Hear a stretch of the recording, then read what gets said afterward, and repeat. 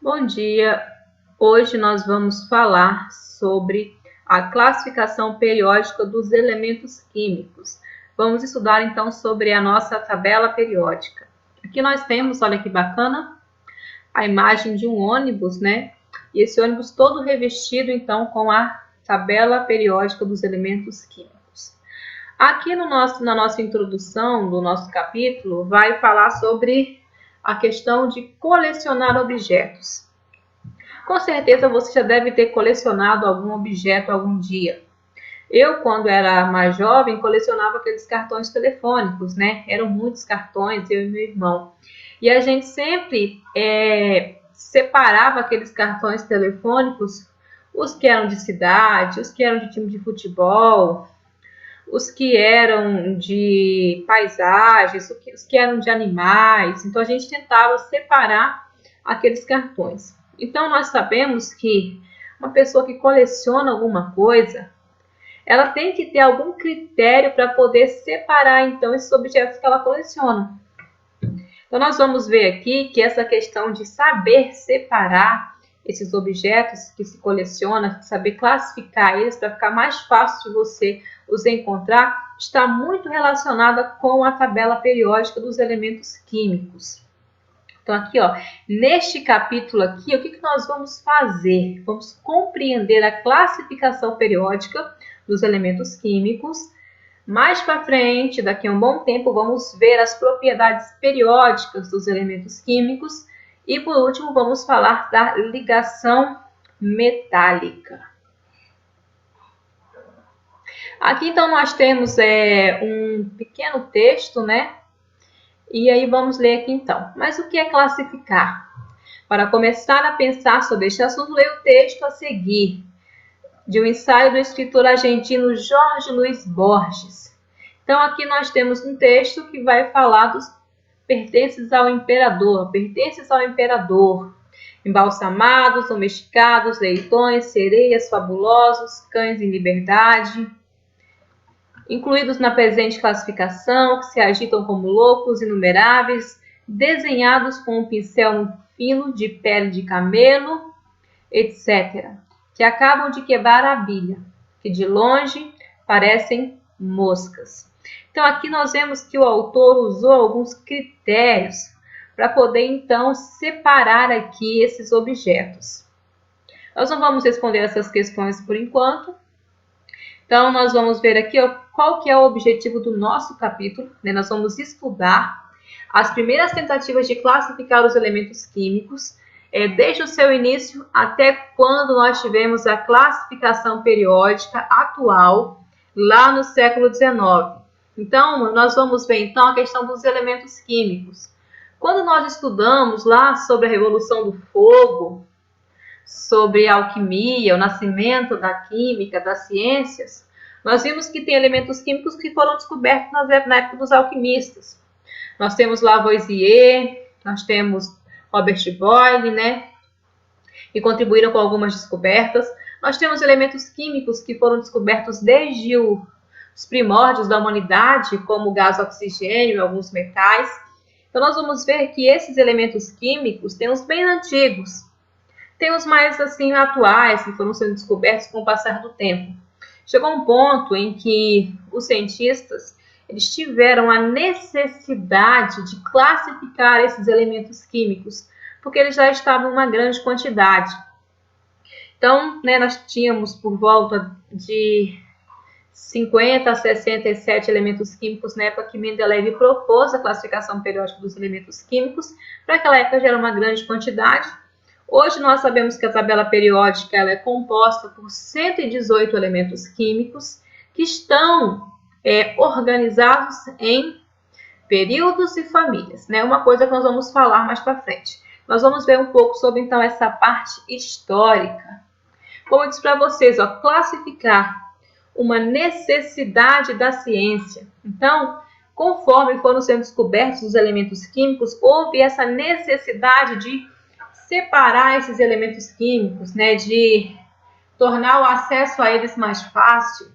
Então, teve vários cientistas que tentaram classificar esses elementos químicos E nós vamos ver depois que Mendeleev foi o cientista que teve, então, êxito nessa classificação. Aqui nós temos uma classificação feita por Mendeleev dos elementos químicos que tinham na época. E aqui nós vamos ver então a parte histórica agora, né? Nós vamos ler esse texto da viagem no tempo. Vamos falar um pouco sobre ele. Vamos conhecer a parte histórica, porque não foi apenas Dmitri Mendeleev que tentou organizar os elementos químicos, né? Nós temos outros cientistas que tentaram também, outros químicos, físicos, matemáticos, né? Que tentaram organizar esses elementos químicos de alguma maneira. Nós vamos ver como eles tentaram organizar e por que eles não obtiveram êxito, né? Nós temos, acho que são 3 aqui que vai citar. Isso mesmo, vai citar esses 3, que são os 3 mais importantes aqui.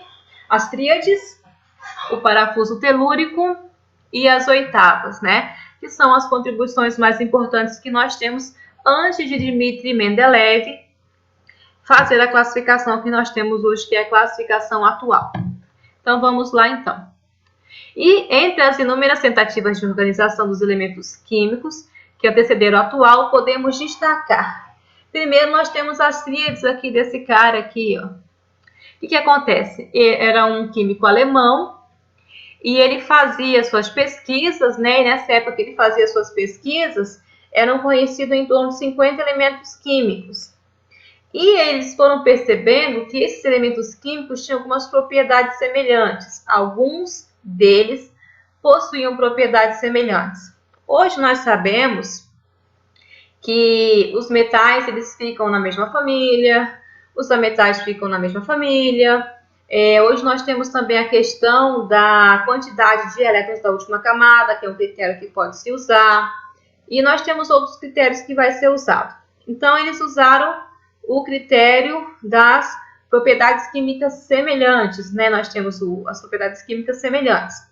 Então, aqui, se eu olhar a primeira tríade, né? A tríade é a sequência de 3. Eu tenho lítio, sódio e potássio.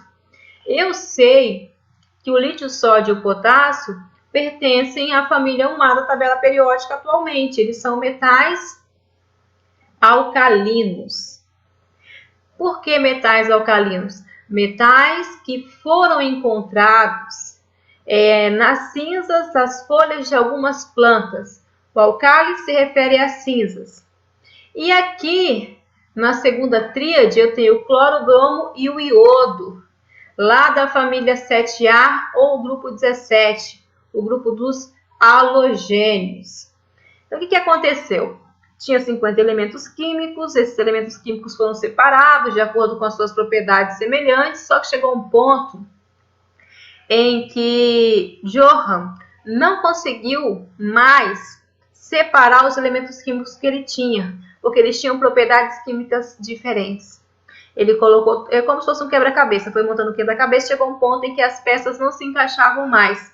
Então, assim, ele conseguiu organizar uma boa parte desses elementos químicos, né? Usando as propriedades semelhantes, só que chegou um ponto em que ele tinha elementos químicos para serem organizados que não formavam tríades, não formavam sequências de 3. Então, por isso que ele não obteve êxito, então, na sua tentativa de organizar os elementos químicos. O nosso segundo aqui cientista, né, o geólogo e mineralogista francês Alexandre, ele tentou montar um parafuso telúrico. Então, para ele, o que ele pôs? Ele propôs que os elementos químicos fossem organizados em ordem crescente de suas massas atômicas. Nós vimos lá na distribuição eletrônica que os elementos químicos, os átomos, eles têm 2 números, o número de massa e o número atômico. O número atômico se relaciona à quantidade de prótons e elétrons que ele possui, e a massa tem a ver com o seu peso em gramas por mol. Então, ele tentou organizar esses elementos químicos usando, então, esse peso em gramas por mol, que é o número de massa. E aí ele usou, então, uma estrutura tridimensional, conforme mostra a imagem que nós temos aqui ao lado, semelhante, então, a um parafuso, né? As voltas que o parafuso tem. E aí chegou um ponto que aconteceu a mesma coisa lá do nosso querido Johann, ele não conseguiu organizar os elementos químicos que tinham sobrado na mesma sequência, obedecendo, né, a mesma ordem que ele tinha adotado. E aqui, por último, nós temos a lei das oitavas de Newlands, né? Então, assim como seus antecessores, né, o químico inglês John Alexander Reina Newlands, ele estudou a periodicidade das propriedades. O que é a periodicidade? Eram as propriedades que se repetiam, as propriedades que eram iguais nos elementos químicos. E ele propôs, então, uma organização em ordem crescente das massas atômicas, sugerindo que as semelhanças se repetiam de modo análogo às notas musicais, em oitavos. Então, ele foi organizando esses elementos químicos, ele pegou lá o gancho, né, do Alexander, da questão da ordem crescente da massa, só que ele organizou os elementos químicos de acordo com as notas musicais.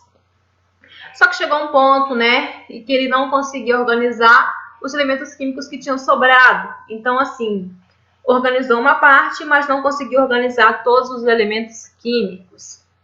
Aqui vai dizer que no final do século XVIII, e na primeira metade do século XIX, nós tivemos uma grande evolução da química como ciência, e surgiram várias propostas para poder organizar e ampliar os elementos químicos. Apesar disso, chegou-se até a segunda metade do século XIX, e os cientistas não conseguiam entrar no consenso de como organizar esses elementos químicos, porque tinha muitos cientistas que não concordavam com o conceito da massa atômica e do número atômico, né, que foi proposto. O número atômico foi proposto lá, nós tivemos o modelo de Dalton, tivemos a evolução dos modelos atômicos, aí veio as partículas, prótons, elétrons e nêutrons, e veio então o número de massa e o número atômico. Eles não concordavam com o número de massa nem o número atômico, que seriam as duas melhores opções para tentar organizar os elementos químicos. Aí, né, no meio de toda essa confusão, ocorreu o primeiro Congresso Nacional de Química, que reuniu, então, 140 químicos de 12 países. Eles tinham o objetivo, então, de tentar entrar no consenso para poder organizar esses elementos químicos. Esse congresso durou por volta de 3 dias, mas não teve consenso, eles não conseguiram organizar nada. Aí nós vamos falar de 2 cientistas que se destacaram, né? Nós temos aqui o alemão Louis Lothar Meyer e o nosso Dmitri Ivanovich Mendeleev, que nós conhecemos como o pai da tabela periódica. Então, eles tinham as suas propostas de classificação e eles se valiam dos pesos, né, das massas atômicas para poder, então, tentar fazer a sua classificação. E que vai dizer que nós temos diferenças entre os trabalhos de Meyer e os de Mendeleev.